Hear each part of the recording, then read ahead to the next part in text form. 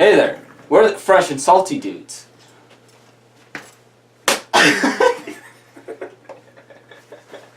Hey, what's up everybody? Welcome back. Today we're going to be showing you guys a new tank. So this is why we're called the fresh and salty dudes.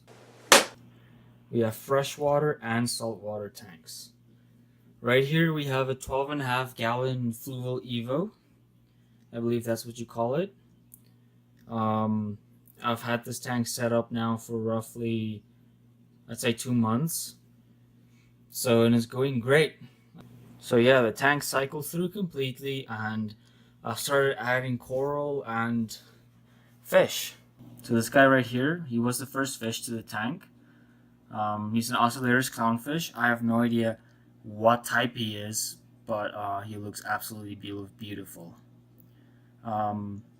So yeah, after about 2 or 3 weeks, I added the hermit crabs, 2 hermits and 3 snails to the tank.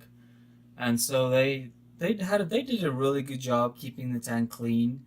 And then later on, around the first month, that's when I added this guy. So he was in my Pico Reef tank, a 5 gallon. He did super well. I decided to upgrade, and so I got a 12.5, and I think this is like perfect size because it's on my desk right here. I don't have to worry about space at all. So first coral that I got into this tank is the green zoas over here. I absolutely love them. I've probably seen over the last month 5 or 6 new heads pop up. So they're doing super well. I have not glued them to the rock at all.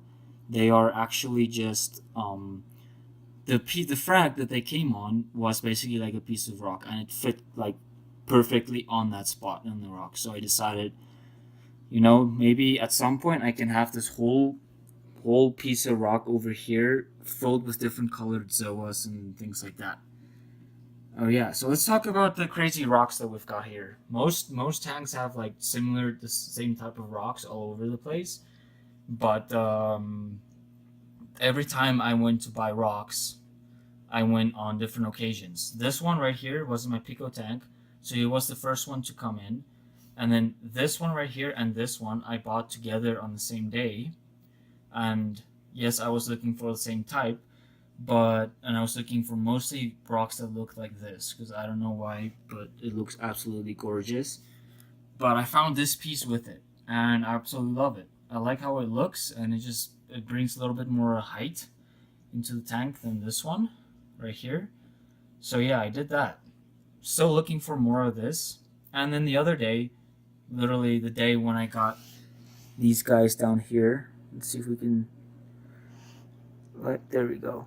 The day when I got this coral right here, which was actually, I think 4 or 5 days ago, so they're pretty new to the tank. The day I got them, I also got this rock right here. Wasn't expecting to buy it, but I figured, if I'm gonna add more bioload to the tank, I'm gonna need more rock, because the rock is literally where all the biological filtration happens. So yeah, the Fluval Evo does come with a protein skimmer and a media basket sponge thingy in the middle. It's kind of dark right here, and then right here is the heater, and the circulation pump then pumps all the water back into the tank. So you can see it's right there. So for some reason, this little guy hates being down here at the bottom of the tank at the rocks and stuff. He always chills at the upper part. So knowing that, I figured the best thing I can do for my next fish in this tank will be a tail spot blenny. Now I say that because they love perching on rocks, hiding in rocks. This rock right here actually has, oh hey there buddy, this rock right here has a lot of hiding spots for it, including a cave right down there for if he wanted to actually go in there. There's a lot of space behind these rocks too. It's kind of hard to show you guys, and I have not cleaned this part of the glass yet. So yeah, as you guys can see, there's quite a bit of algae at the back. I don't mind it. It kind of gives it a little bit of depth to the tank. besides the algae, it's not bad for your tank. It actually helps stabilize your tank by eating all the phosphates and stuff up. So that's good at least. I don't mind them at all. Here we have a little bit more. I don't mind them. They're okay. As long as they don't grow all over the rocks and between the corals and stuff, then I don't mind. So, few questions. What in the world do you guys think this is? At first, when I bought it, I thought it was Favia just based on like the way it looked, like an acan type of coral, based on the way it looked at the fish store. But when I got home and I saw that it's opening up with these tentacles, and that here, come on, zoom. I mean, focus. There. Yeah, so they have these tentacles, but I'm pretty sure they're not zoas though, because they do not close up like these guys back there do. So yeah, I'm thinking of the next thing I do to this tank is definitely going to be an extra circulation pump, because noticing that if I want to add more coral, they're going to need more water flow. Hey, buddy. Whoa, okay, I'm explaining. I don't need this right now. You hungry? Okay. Anyways, this guy right here, I needed to blow the air at, the water at the top, so that the air can diffuse into the water.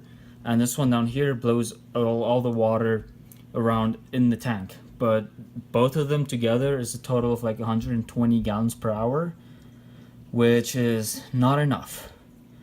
So yeah, that's the next thing I'm gonna do. Also, probably adding more coral, but it's gonna be over time though, of course. Nothing goes fast. Patience is key to success in this hobby. So yeah. So if anybody knows what this guy is, because I've never seen anything like him before. He's certainly very interesting. I'm guessing it's an Ocellaris. Just because the Ocellaris clownfish are the most successfully captive bred clownfish in this hobby, and since there's so many different varieties of him, I believe that he is one of them. I just don't know how common he is, because I've never seen anything like him before. All right. So yeah, plan for this rock, adding a bunch of different colored zoas on here. So there's that, and then if somebody can help me figure out what we've got going on down here, that'd be very appreciated. There we go. Oh, I just lost it. Damn it. Come on. There. I don't know why it's so hard to focus with this. Cameras and water do not go together very well. GSP, the green star polyps, would be amazing in this tank. I can definitely figure out some place in this tank where they can colonize and grow on a small colony around a sand bed and not spread out too much. Whoa, that's like the lowest I've ever seen them go in the tank. Okay, so yeah, tank has been set up for about 2 months now. Yeah, just over almost 2 months. Yeah, everything's going amazing. I've had 2 hermits in here, 3 Nosauria snails. I might add a turbo snail. No, turbo snails are too big. But I'm thinking of something to clean up the glass, because the glass gets pretty bad, right? So this is what the front glass looked like, and it's really hard to see through it. So I scrape that off and then do a water change, because I cannot get the algae off of it. Alright guys, so that's it. I'll do a close-up. I'm not sure where the hermits are right now. Oh, there's one back there. There he is. One of these guys are super interesting, because they have coral. No, they have algae growing on their shells, which is really interesting seeing that grow. I'm changing the way the shell looks. See the little bit of a white? That's the algae growing on the shell. It's super interesting. Yeah, these guys are super busy. For those that don't know, they always recommend you for a cleanup crew. They recommend that you typically get 1 snail per gallon, and 1 crab or something like that per 2 gallons. and that's just too much, because once they finish eating all the food or all the algae in the tank, they're gonna die off. So what I've done is having 2 hermits and 3 Nosauria snails. That's my cleanup crew, and as you guys can see, I do not have a whole lot of algae. I'll let you guys know in the next episode or on the next update what I'm running in my media basket back there. But as you guys can see, the only bit of algae we have is back there, right there, and then on the rocks right here, but barely any. See right there on the green parts of the rocks? Yeah, that's it. That is all I have. That's a little bit up there because it's higher up. It gets a lot more light up there just a little bit, but nothing that worries me at all. It's easy to clean off. I'm letting that back there grow because it kind of looks nice, and I think this guy needs feeding. I think he's hungry. Yeah, I think he might be hungry. Okay, well, that's it, guys. See you guys in the next one.